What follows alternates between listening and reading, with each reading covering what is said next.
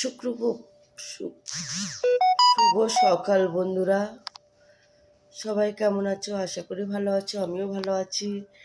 এই পঞ্চমুখী জবাটা পেয়ে আমি ভীষণ খুশি।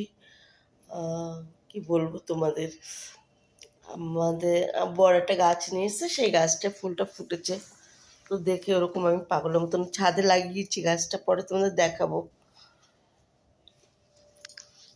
ফুলটা তুলে এনে এরকম পাগলামি করলাম।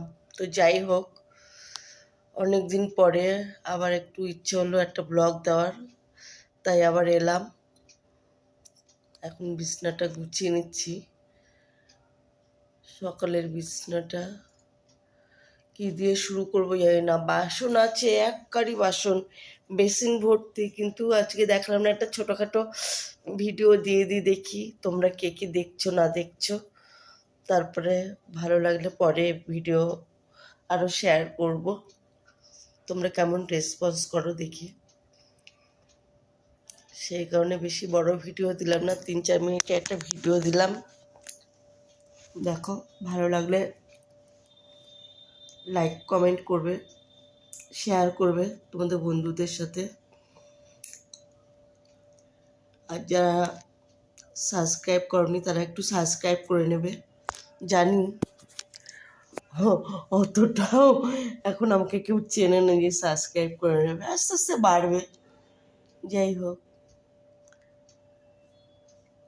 বিছনাটা গুছাবো, কিছু কাপড় জামা আছে ওটা গুছিয়ে নেব।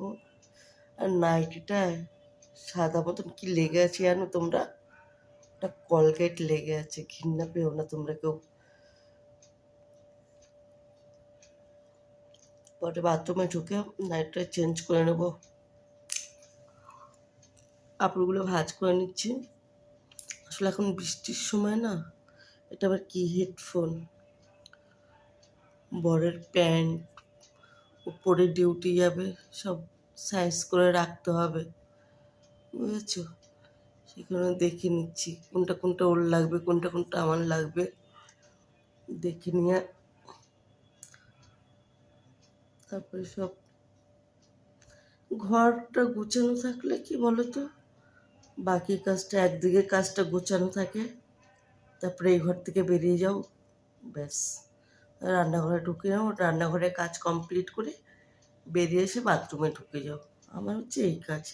প্রথমে শোয়ার ঘরটা ঠিক করি, ঘুম দিয়ে উঠে চাটা খেয়ে একটু টিভি ফিভি দেখে নিই, তারপরে